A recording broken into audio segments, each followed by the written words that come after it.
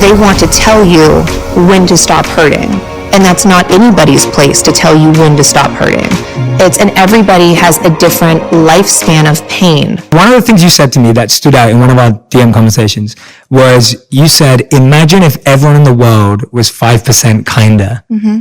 And that stuck with me. I was just like, wow, like, yeah, imagine if everyone was just 5% kinder. Like, you weren't talking about, oh, let's make everyone in the world super kind. And, you know, tell me what that means to you and like what made you say that and where that came from. Well, I don't know if it's the older I get or the more accessible I am to so many people because of social media nowadays and just the technologies in our hand. It just feels really heavy. The world feels really heavy and depressing. And if you read statistics for mental health, bullying, violence, everything is escalated. And I think we're too exposed to too many avenues of people and too many ways for people to connect with us.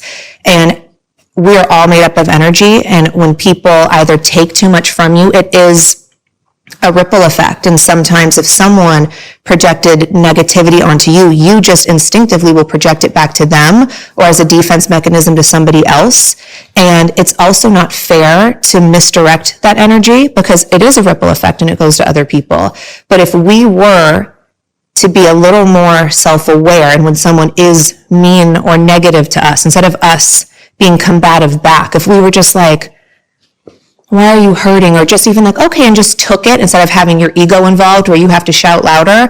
If you just took it, that's even just being kind. I'm not saying people have to go buy roses for everyone or whatever, but even opening a door, smiling at someone, you don't even have to talk. It's a universal language that everybody understands. That would give a ripple effect. Or even the karma back to you that you're going to receive a little bit more kindness that day. I think it's highly naive of me to say 50% or I want everyone to, think that they're surrounded by glitter and unicorns. Like, that's just not reality. It is. And it's also cool when life gets heavy too, to see how you can manage and filter through it. But that doesn't mean we still have to be horrible people to one another. Yeah. No, I love that. I love what you're saying because I think we also, and you touched on this, we think being kind means these big gestures or like having to save the world or, doing something really colossal, like it has to be big and expensive. But you're right that we forget and we underestimate how much just a smile, a kind word, a kind message or thinking of someone can just change someone's day. And I love those simple things because I think that those are things anyone can do and those are things everyone can appreciate. Whenever I have like a waitress or someone, they are busting their butts to work and they're cleaning tables and they're serving you. It's a beautiful thing. And instead of just like, you don't even look up at them. If you just look at them, stare them in their eyes and say thank you, or you can tell that people are so rude to people in any service industry because they almost get like shocked, like that someone's staring directly at me. And as a human, you never want to feel that you're invisible or that people are looking past you. You want people to look at you. And even just that alone, that makes someone's day. And if someone was having a bad day or feeling like, man, I can't get by, I'm working my ass off and people are just mean to me, it depresses them more. Like, it's like, just look at someone, hey, how are you? Thank you so much. Like, that's it. A busboy, anything. I think we all take for granted how hard everybody works. No matter what your job is, it's still a job.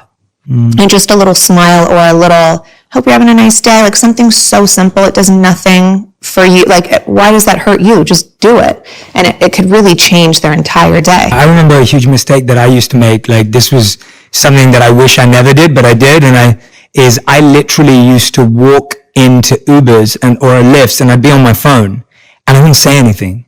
Because, you've already programmed where you want to go. Right. So you don't need to talk to the person if you don't want to. And I would just walk in. I wouldn't even say hello. And I wouldn't say hello. I wouldn't say, how's your day? I wouldn't greet them. And it took one driver to actually not start driving for like 3 minutes. And he was like, hello, how are you? Oh, wow. And I probably even missed it the first time. And the second time he was like, hello, how are you? And he kept asking me. And it must have been like the third or the fourth time that I registered because I was so busy. Wow. And I was just like, oh, wait a minute. And he was just like, yeah, I just wanted to just ask how you were. And it just took me to that where I was like, I can even just saying hello. Now, I'm not saying you need to get into a big life story conversation with your Uber or Lyft driver, but the point being that I think they're still humans. Correct. Right. Correct. Yeah. And I think because of our phones, and we're so busy, but remember, we all operated before our phones somehow. So life goes on. Do you remember that though? I do. And I miss that time. I do feel bad for like my little sisters who I don't think they ever knew that time because they were too young. They wouldn't have a phone at that age anyway. But we forget that we're all humans. And I also, yes, of course, we don't want to have, like, sometimes we're just tired and we don't want to talk. I get it. Totally. But I also, most people can be room readers. So if you go in the car, like, hey, how are you? Like, and that's kind of it. If they keep engaging, you're not being rude. You could still kind of just give short answers and hopefully they'll kind of get the clue and stop talking to you. And if not, maybe they just need someone to talk to. Definitely not encouraging anyone to get into a life story conversation. Just be human. I think you put it best. Right. Yeah, be human. We talk a lot about self-care, self-worth in our conversations. I see you post these amazing stories, and that's how I actually found out. I remember once you posted one of my videos, and I was just like, oh wow, like I just felt very humbled and touched. But you share so many other people's, and I think you do such a great job of encouraging creators like myself as well in sharing that. Oh, thank you. And not just me, and I know you share plenty of other creators as well, which is so beautiful. And when I started to see that, and I see that on your stories all the time, like it's either true or a true statement, right? It's either true or a true statement. And I love that. And I've commented back so many times and said, oh, I'm really glad you posted that. Whatever. When did you kind of get to that space in your life where that became a priority? Like, when did you come to that and you were just like, my self-care and this journey of self-reflection are important to me now? Like, when did you get to this space of everything you're sharing now? Well, I've always been a write a lot and I journal. I write a lot, mainly for myself. And then I love it. It's so therapeutic. I did a lot especially when I was going through my divorce specifically, and it was so therapeutic for me. You're just even able, it's like a release. And sometimes when you write something, you either see how important it is or how silly it is to you at the same time, but it's out of your system and you could burn it, do whatever. And then I used to write, I would post a quote and then write a large caption. And it's before I had as many followers, and some people would tear it apart so much that they took out like the real meaning of it and they would make it into whatever they were feeling. And it wasn't what I was feeling. So I just chose to stop doing that as much because it kind of ruined it. Or like the blogs would create things. I'm like, but you took the beauty out of it. That wasn't what it meant. Right. But not everybody is as deep, or as they just want it to be salacious and something way worse than it is. But I also started seeing how much people were craving some sort of guidance, if you will, and not that I'm that person to go to, because I'm still figuring out my life. We all are. We're still just human beings, and we're going to make mistakes and live our life, but I'm okay with sharing my failures because I'm secure enough in just me being a person. I'm still figuring it out. I don't know what I'm doing every day, but I just realized what a positive reaction I would get when I would post something encouraging to other people. Or I would go on strangers' pages and just be like, oh my gosh, I love your freckles. And like what that would do, I'm like, that's crazy that just being kind gets so much positive feedback. Like, that should just be normal. I think we're just used to people bullying each other. And if someone, like, I would never go to someone's page to criticize them. That's just not who I am. I wouldn't waste my time. If I felt something, I'm like, oof, why did I even think that about this stranger? Who am I? I would go to someone's page to encourage and uplift. But I think in today's day, we're so used to people going to pages to be these, computer bullies, and let's just talk about people. But I mean, they're really struggling in their own life. And that's the only reason why they're acting out like that, is because they're feeling that about themselves or whatever. And they're just trying to project it to somebody else. Yeah. And I love how what you just said now, it's almost like it transforms your feeling towards them into kindness too, because you start recognizing where they're coming from, right, and what they're going through to make them that way. I think it's just it's interesting in the world that we are in. It's either the more you're exposed to, you see a lot more negativity, and it's disturbing and disgusting to me. But instead of me becoming bitter and evil about it, I've chosen to become more self-aware, and I have more empathy for people, and I never want to change that. I think if anything, it's given me more empathy, because I'm like, oh, I feel really bad for you. Yes. And I feel bad that you can't also understand that I'm just living my life. I'm not perfect. I am doing what you're doing we're just trying to figure it all out. But if we're all a little more understanding and kind to one another, it would make our trials, tribulations, ups and downs that much easier. Yeah. I love that you've always been journaling. I think that's it's such a great practice. And I love that because I've recommended to so many people that I've worked with to journal and read it back themselves. And you're so right that sometimes you read your feelings back to yourself and you cry. And there are sometimes you read your feelings back to yourself and you laugh because you're just like, what, really? Like, oh, right. You're like, that's really what I'm upset about? Yeah. You're like, that is so petty in today's world. And we all have to also be kind to ourselves and realize that, like, I hate when people say, like, what do you have to worry about? You have all this money or whatever. Oh, so money means you don't have problems? And I don't care who you are. Problems are problems. In your world, you might walk a day in my shoes and be like, I don't want those issues. Or I might walk a day in your shoes and be like, wow, everything's beautiful. But you might see what I thought was beauty as you're not happy and satisfied with that. And you still want more, or maybe you want less. Those are all okay feelings. That's why we each have our own lives. Yeah. But to attack somebody else for what is considered their problems, I just find really counterproductive. And that's not motivating yourself. If you want a lot of money, go out there and get it. I believe in you. I'm applauding you. But when I think journaling is so good, especially when it's private, because for me personally, it's something I get to write down and I don't feel judged, but I'm allowed to criticize myself because it's my journey and I know the day one to the last day that I've taken those steps. So I'm allowed to critique and be like, you know what, Chloe, you're way past this. You don't need to harp on things like this. I think it's healthy. And even if you read it back and you just laugh at yourself, I think that's also a great form of therapy. Yeah, 100%. What's the most powerful or meaningful journal entry you ever wrote that was really like transformative for you? I'm fascinated. That's a good question. You know, sometimes I write and I don't even know what I'm saying. Right. Like sometimes I'm just like, it's like words and then it turns into something. And I never even knew that was a thing. But I was like, you know, I'm just compelled to write. And I would just start scribbling and it might be literally talking about my day. And then it goes into maybe like something to do with like, why did this happen? Like, you just like, cause your mind wanders. I know you meditate. I pray. I'm not great at meditating and sitting and my mind wanders too much. So when I pray, my prayers are very conversational. Yeah. And I realize it's kind of how I journal as well. It's more of a conversation, but I'm talking almost to myself, which might be a little insane, but. No, not at all. I think the most important meeting we have is with ourselves. I guess so. So I think it's great. Yeah, no, it makes sense. I love that because for me, meditation's a prayer too.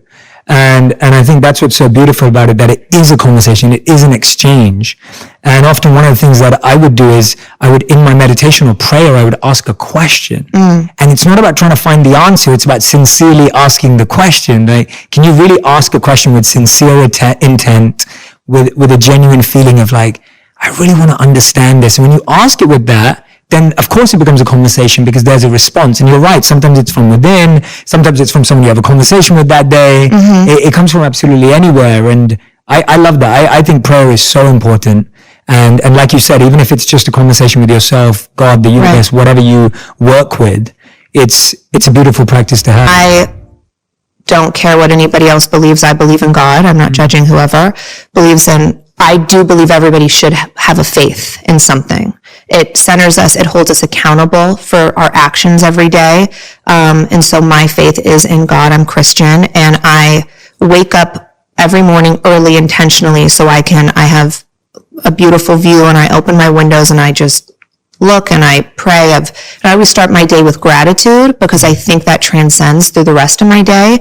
And not that we can control every emotion, but I like to, even if sometimes you just wake up and you're either melancholy or you're just kind of grumpy. But even if I try to convince myself, this is a great day. Look how blessed you are. Like everything's beautiful. We take our health for granted. Like we're healthy. Like I just try to have a conversation with myself. And if I am having a grumpy day, it normally turns it around. Yeah. Normally. We all have those moments where it doesn't. Yeah. We've intersected some of our mornings. I think some of our conversations have been in the morning. And what do you have, is that gratitude practice that you have is just talking to yourself? Like that's what it is for you. It's just almost like guiding yourself to be grateful in the morning. Right. Yeah. and that's knew, I've always prayed, but it used to be just at night. And over the past couple years, I've decided like, you know what, I want to start my day like this too. I think because I used to just be so busy. I'm still busy, but like I would never take that time. And yes, I have to wake up earlier, but it changes my whole, just the momentum of my day. So I wake up earlier, I make it an effort. You make time for the things you want to do. 100%. And, that's something I want to do. It gives me such a better, lighter energy throughout the day. And it's important. I think we all have ups and downs and we're all going through rough patches. So not every day I've felt compelled to do it, but I've started doing it maybe like 4 years ago. And I love it. It's increased over the past year significantly, where I probably would do it every now and then. And now I do it religiously, I would say, for the past year. That's beautiful. Thanks for sharing that as well. I love finding out about these things because I think so many of us don't get a space to share this. And that's one of the reasons why I wanted to do this was I'm happy that we're learning this about you and I'm learning this about you.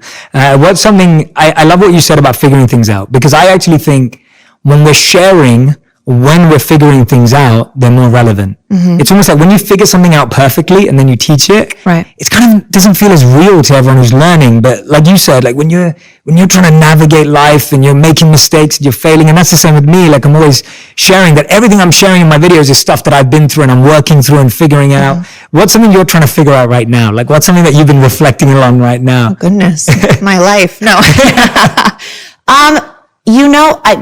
There's nothing specifically I can pinpoint. Sure. I absolutely love being a mom. It's one of my favorite things.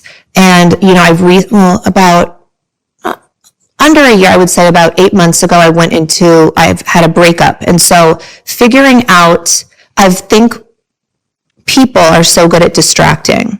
And I've really chosen to not distract myself or to try to not distract myself. Maybe people can say True would be a distraction, but if anything, she's a healthy distraction. And I haven't jumped into dating. I don't care to date right now. I'm not in a rush for it. I feel so good in my life and I don't really need much else. And so something that I'm focusing on is just making sure that I process everything. I think, especially in my family, we're good at moving on. Like we have very big forgiving hearts. We just move on, but we don't really talk about things that happened. And I don't really know if that's healthy or not. And so for what I went through with my breakup, I forgive Tristan. I don't think he's a bad person. I think we all make mistakes. We're humans, but it's only going to hurt me if I'm holding on to this anger and playing this victim role. I don't believe in being a victim. I believe in, okay, this happened to me. Let's figure it out. Let's push through it. And maybe if I'm open and honest about it, it can help other people feel like it's okay. We're all human. We're all going to get through things, but you also can't condemn somebody else for just either sinning differently than you did, or I just feel like we're all so quick to, exile people, and it's just so heavy to me.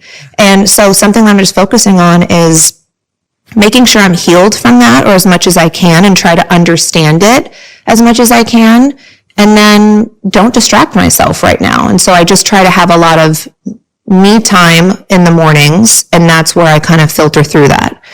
Yeah. I think. Hearing that's beautiful. Oh, thank you. Yeah, no, just listening to you say that, I was like, wow, what a beautiful place to be in. Thank you. I feel really good. Yeah, I can hear that. I do. I'm proud of myself because I think so many people, it's natural to almost be the victim. It's natural when especially when you're on this platform and the whole world is like, oh, I feel so bad for you. It's like, okay, thank you. But this has also happened to, I'm sure, hundreds of other people before. Not saying it's right. I'm just saying, I'm not going to die. We're all fine. And I want to show my daughter that it's okay. And it's a beautiful thing to also forgive her dad. He's a great person. It's, maybe him and I weren't compatible or whatever on that way, but that's okay. Nobody's going to die here. And I always want True to be surrounded by love. And I know babies feel energy. We feel energy. And I just want her to always feel just bliss as much as I can. That's so incredible. I know it's not realistic every day, but as much as I can control it, I feel like it's my mama bear job to control it. I think so. Yeah. Well, when I'm hearing you say that, I'm feeling the energy of what you're saying. And to me, it sounds like I don't think what you're presenting is an ideal impossible. I think what you're presenting is a very real opportunity to say, it's my child. I want her to have this environment, and I'm going to work really hard for her to have this environment, whatever that means. Oh, it's hard. Yeah, it's not easy for me. It's it would be easier for me to keep my daughter away and be like, no, because you hurt me. But he never hurt True. Like, you know what I mean? Like, him and I have our own relationship, and then Tristan and True have theirs. And I will never come in between that. I don't believe in that. But I attest that to my parents were incredible co-parenters. From what I know, my mom and my dad, I'm sure, fought all the time. Not around us. I would never know. My sister Courtney and he's like my brother, Scott, they're incredible co-parenters. And as long as it's not hurting you in any way, like if this was hindering Courtney's growth or if it hinders my growth, then you have to also put yourself first, because you are, in fact, taking care of your children. But if it's not hindering you or hurting you in any way, I think it's important to work on all relationships. Yeah, I read somewhere the other day that kind of, I feel, really articulates what you're saying. It said, letting go is hard, but holding on is harder. And that's the choice almost that we have in these tough situations. And the way you're sharing it is just amazing, by the way. Like, thank you. Yeah, I'm in awe. I think it's incredible. Oh my gosh, thank you. You in awe of me. No, I mean it. I'm not just saying it. Like, no, that's so nice. I mean it, because I think, I'm sure there's so many people listening right now who can relate to circumstances in your life, situations in your life that you've been through. You know, we all know that these things happen, out there. And I think so many of us hold on for so long. Mm-hmm. And as we know, like you said, it's hard work. It's not easy. It's not just going to be plain sailing. But the fact is that you can move in that direction. You can. And I've been through a lot of things in my past that I think have put me here. I'm not saying, oh, it's so easy. And no, it's hard work. It definitely is. But I think with every relationship I've been in, I've always learned kindness and understanding. Mm-hmm. And also, one reason why I stopped sharing my journaling or my long captions, if you will, is because people only understand from their level of perception as well. And it would infuriate me when my beautiful notes, I'm sure you can understand because you share so much, would be taken in a way that I'm like, that's not at all how I meant for that to be. And so I can't explain something to someone when this is only the level of their understanding and their want to understand. Yeah. People also have to have the desire to want to learn more and want to open up their mind to if I'm closed up and if I'm just some bitter person where I live my life like the world is unjust and why do bad things happen to me? It's like, to me, there's no good, there's no bad. Things happen. It's the energy of the world. How you handle it is then, again, another ripple effect from how I think more things are going to happen to you. But if I'm sitting here like, life sucks, life is so unjust, unfair, all these bad things are happening, then, oh my gosh, you're just going to attract all this heavy stuff. But if I'm like, okay, that was not the best, but I'm going to figure out why and let me try to move on and still let me not misdirect my energy. Let me try to be happy. Let me try to still be kind to others as much as you can. Mm-hmm. And you can still hurt, but you should also heal and then be responsible for your hurting and not channel it to other people. Yeah. I just feel like sometimes we're really irresponsible with our feelings. And we have to be responsible as adults, especially adults that are supposed to be guiding kids and like our youth. You have to be a lot more responsible in how we do things. Yeah, that's so true. I love that about being irresponsible with our feelings. Let's explore that a bit because I think that's such a powerful statement in and of itself. And literally this morning, I was sharing this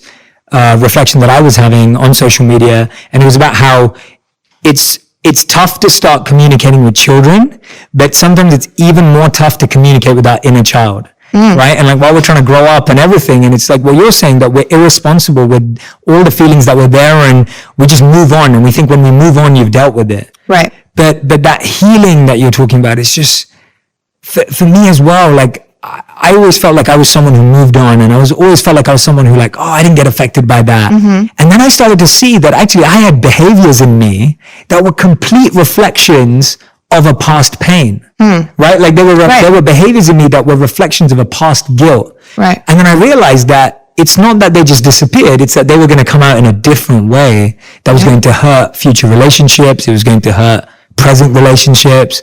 And for me, that's where I started to work through that, where I started to see, actually, what I saw in whatever it was, I'm now reflecting that. Let me look at that behavior and see how that behavior can be healed and transformed. Right. And what's the root of that? Does that make sense? Completely. Yeah. And also, I think people get confused even when you're like, no, I'm totally over that. I'm healed. You can still talk about things and be healed. You can still draw back on those things and say, it hurt me when. It did hurt you when. But I think sometimes people are like, oh, you're done with that. You're like, why are you talking about this for so long or whatever? And it's like, that's also a form of my healing. I hate when other people who have not been through the trauma you have been through, any of us, because we've all gone through traumas, they want to tell you when to stop hurting. And that's not anybody's place to tell you when to stop hurting. And everybody has a different lifespan of pain, I think. Everybody will deal with things in different, what might be traumatizing to me might be nothing to you, and vice versa. And we can't invalidate people's feelings. That's only going to traumatize them more. And also shame them. I'm so over like the emotional shaming of what people do to other people.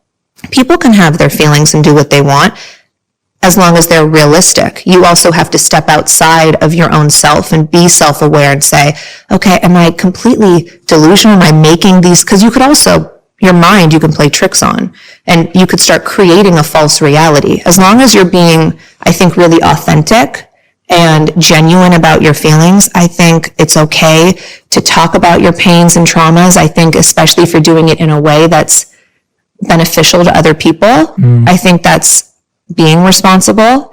But I think if you're just talking about negative stuff to talk about negative stuff, you're like, oh my gosh, shut up already. Yeah. You know, I think you just have to be responsible. Yeah. You can't, I love what you said, because you can't put a deadline on someone else's pain, right? You can't be the one to invalidate or validate how long someone needs to dissect something or break something down. And I think that's such a great point. And you're right that I think. But as long as it's realistic, do you know what I mean? Like some people just they just are negative. They just have like a dark cloud over them because they've created that cloud. But that's realistically not their reality. You look at them and you're like, what are you talking about?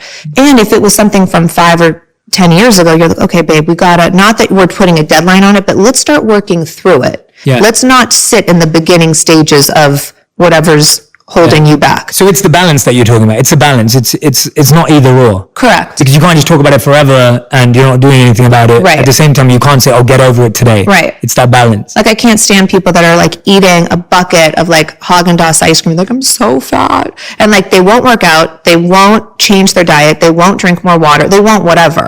But they're complaining. I'm like, well, you're always going to be in this victimized state because you're literally not doing you're not being self-aware. You're not even looking at your own reflection saying, okay, what can I do to change things about myself? It's everybody else's fault. And what would you say to someone who's in that situation, whether it's whatever it is, whether it's their physical, their emotional, their mental, how do we then talk to that person or coach them with compassion out of that? Like you've done a lot of that work. How do you do that with someone else in the same way as we do with ourselves? Like what would you say to them?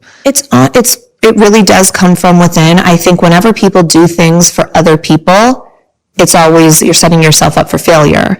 I think you really genuinely have to want to change areas of your life. And if you don't, just be happy with who you are. I don't care physically what you look like, your weight, whatever, as long as you're healthy and happy, do you. But I know for me, I was overweight I was unhealthy for a lot of my life. And then when I was like, I started going to the gym during my divorce, like a significant and consistent amount for my mental. I needed a release and I needed to feel strong. And I just needed to get rid of all of these thoughts, and I wanted to be alone. And the only place to really be alone was being on an elliptical with headphones in my ears and kind of just vibing out. And as a side effect, I started losing weight. And I was like, oh, I kind of like this, losing weight. And it then became like just some competitive weird streak in me that it was like, I want to see if I can get arm muscles. I want to see if I get, it started that, but that was never my goal. Was never, I want to look good in a bikini. That was never my goal. It was, I just wanted to feel good mentally. And I think when you start putting yourself first, you start feeling so much better. There's not a size clothes that you have to fit into. It's just, then you start exploring things like, wow, I like how I feel when I drink more water. I like how I feel when I pray in the morning. And because of that, you start to become happier and lighter. And then you start to want to do more things, be more active, socialize more, whatever it is. Yeah. And so many studies now show that even a small amount of exercise a day is so great for the mind and the brain. And I think that's been underestimated for so long. And I know I underestimated that in my life for so long, where, you know, I was always someone who focused on the mind and kind of neglected the body and like pushed the body to limits. And then I was just like, oh, wait a minute, they're all interconnected. Right? You can't just say, oh, I'm going to deal with this, I'm not going to deal with this. Actually, when you take care of mind, body, and soul, then then you feel the best version of yourself. Correct. And even if, and that's what I love, that even if your first intention for going to the gym or doing anything is wrong, as you do it more, you'll probably come to the right conclusion. Right. Right? If you stay consistent with something, you usually raise your intention. Completely. I have a TV show called Revenge Body, and all the people, it's a show, and all these people are from different walks of life, and they start with some trauma, and they all come on the show like, I want revenge on, and it's a play on words, Revenge Body. It's not, I don't think the best revenge is a good body. Yeah. It's just a play on words. But they come on the show like, I want revenge on my ex-boyfriend or on my dad or whoever. And I'm always like, okay. And like the first interview, and then towards the show, they're feeling so, because they think this good body is going to want, this person's going to treat them good. It's like, how superficial and narcissistic are we? But we are. That's the world we live in. And so towards the end, they never want revenge on the person it starts out with. They want compassion. And they're like, or I don't want that boyfriend because I deserve better, because I feel better. And the show, they think it's all physical, but what we do, we kind of break them down mentally to self-reflect and look at themselves and figure out what got them here to this place. Because you can't always blame somebody else for why you are the way that you are. You have to be accountable too. And that's something that it means so much to me that through that show, people get to see that a little bit, that it might start off one way, but it's all about internal at the end of the day. Yeah, whatever gets you started is usually a good thing, because at least it gets you in there. But what I love about what you've just said is that it's just anything that gets us started is a good place to start. But when you're giving someone the power to make you feel beautiful, you've also just given them the power to make you feel ugly, right? And so completely, you're just always giving away your power if you don't upgrade that intention. And I think we see that in every part, whether it's our body, our mind, our intellect, our academics, whatever, all these expectations of others.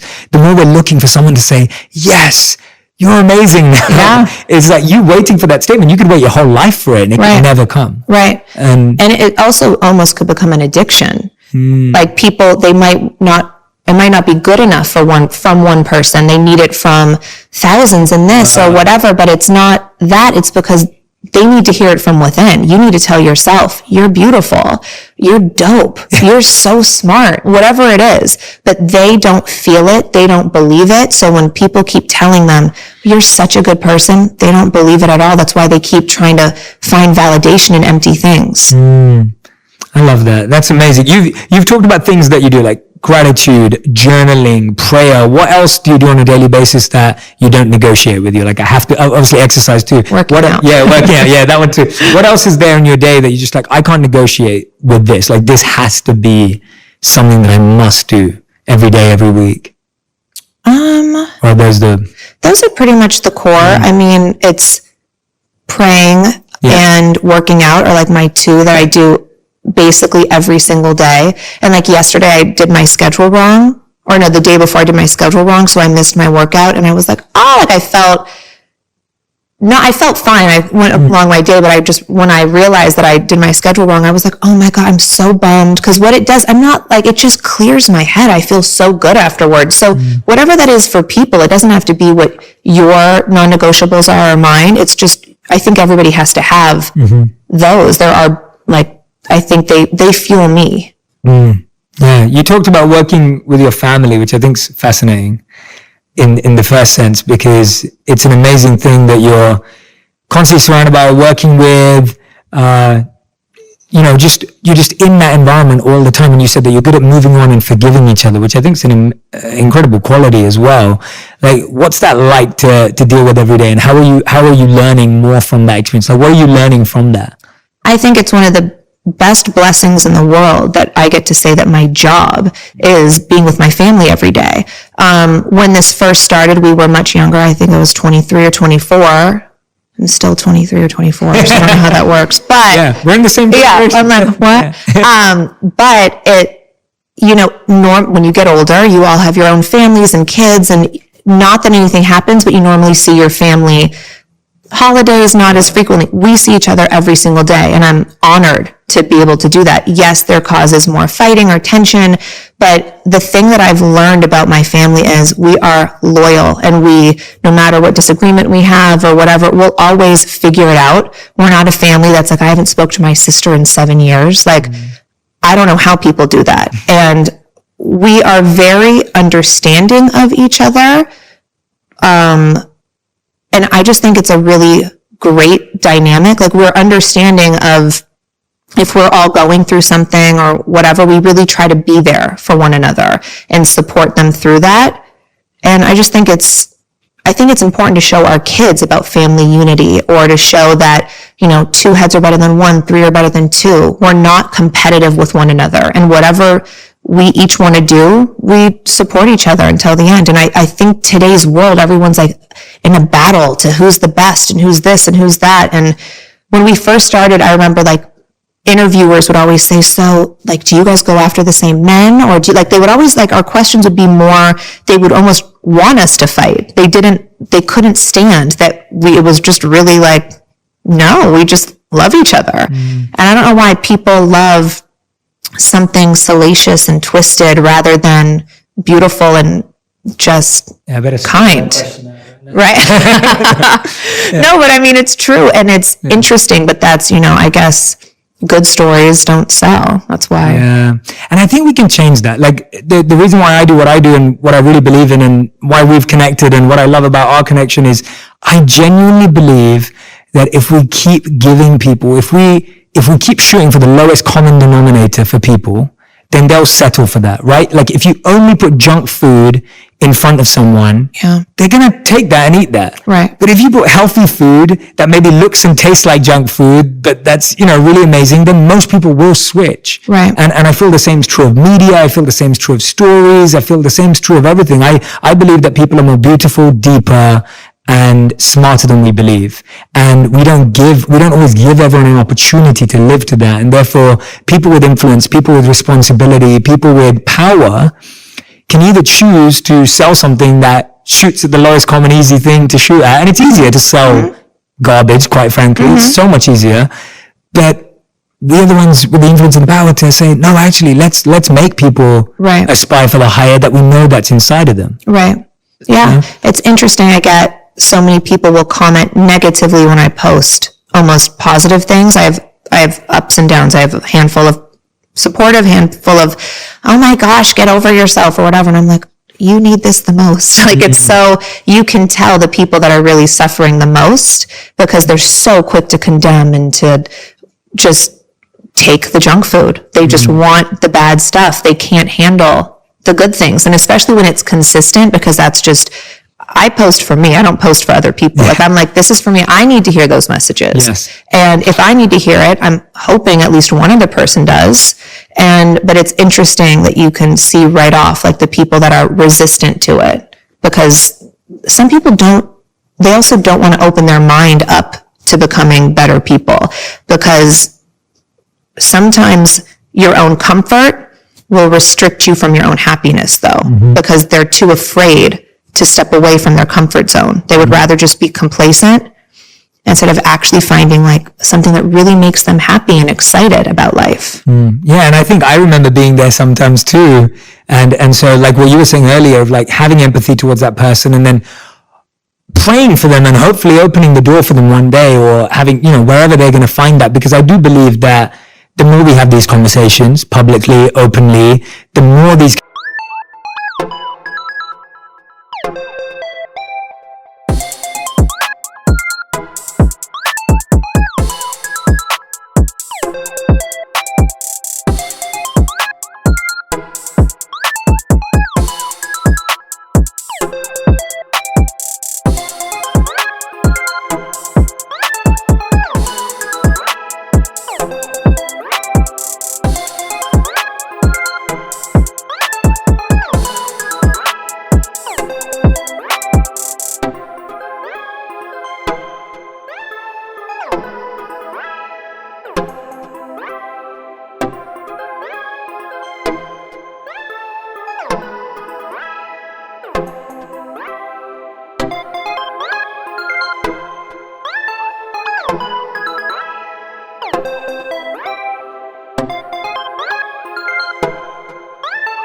kind of messages circulate and go viral and get shared, the more people feel the permission and the reflection to look within themselves.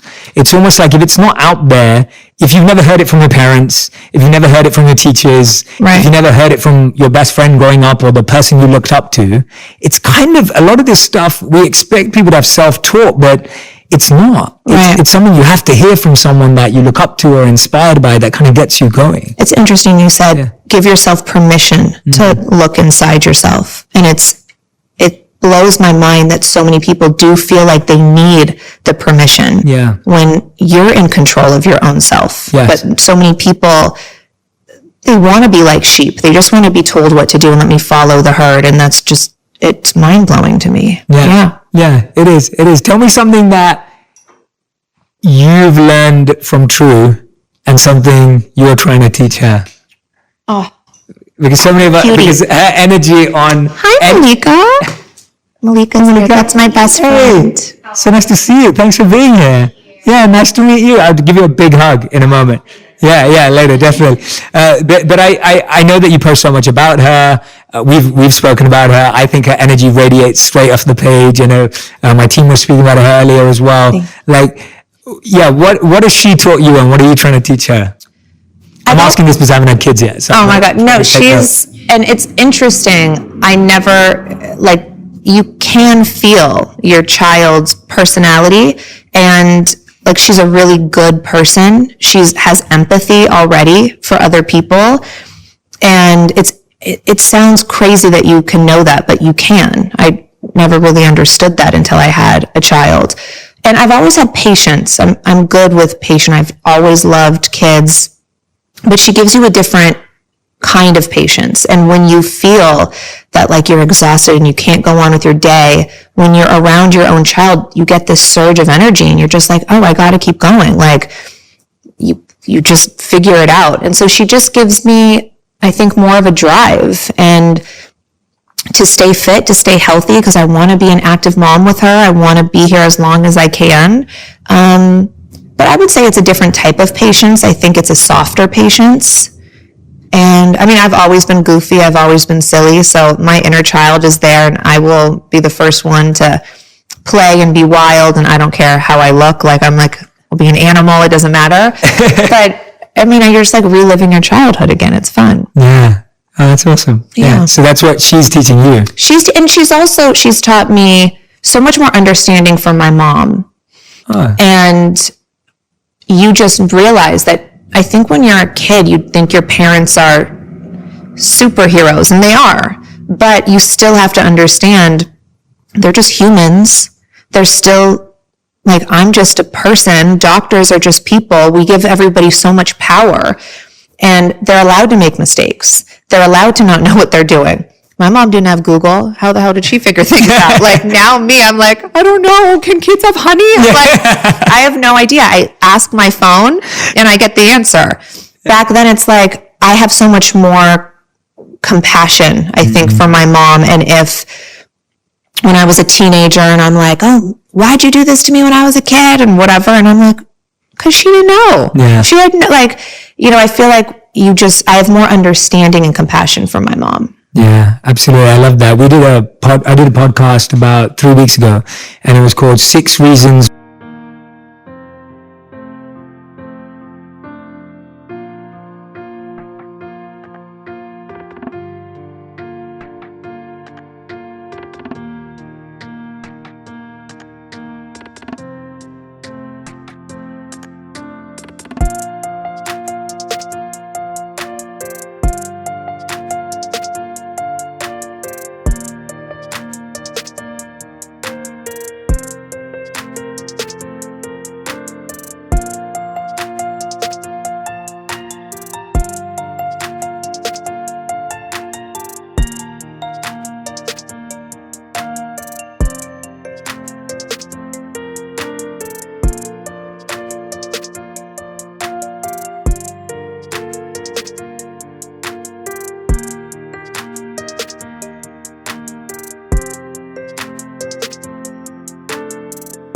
why we need to develop the emotional skills our parents didn't have.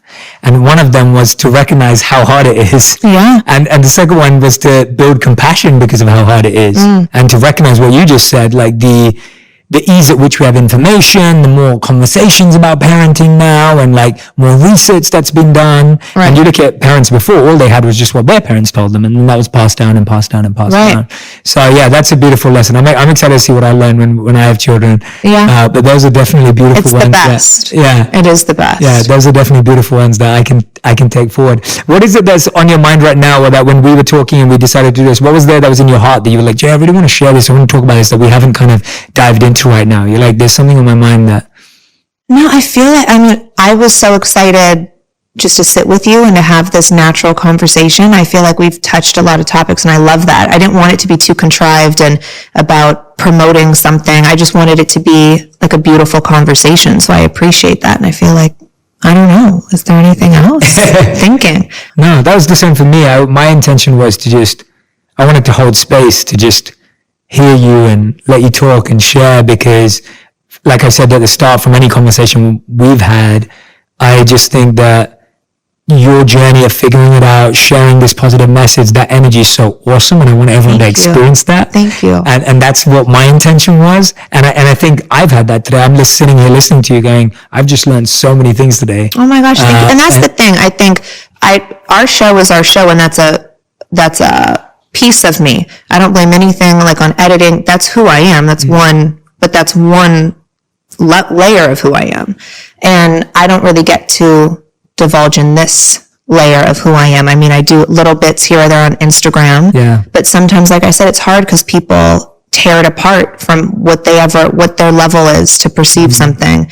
And sometimes that discourages me from wanting to share, because that's not at all what I meant. But when you're able to really vocalize something and have a natural dialogue, sometimes it's easier to share how you feel. So thank you for giving me this platform to do so. No, of course. That's what I love about podcasts in the first place, but also just like, just being able to dissect the topic for like 30 minutes, 40 minutes, like we need more of that to also understand people better and give people an opportunity. But I'm hoping that we're going to continue seeing you share your work. I'm hoping that we're going to see more of your journals. I'm hoping and praying that we're going to see more of that expression. Thank you. Because I truly believe it's helping people. Thank you. And the percentages are always going to be in your favor, because I think the amount of people that are good and seeking good and are starting with good intentions is so much more powerful and stronger. And I want you to feel that. So thank you. Well, you're definitely a huge motivation. I know for so many people that I know, and I know it's scary and sometimes really daunting and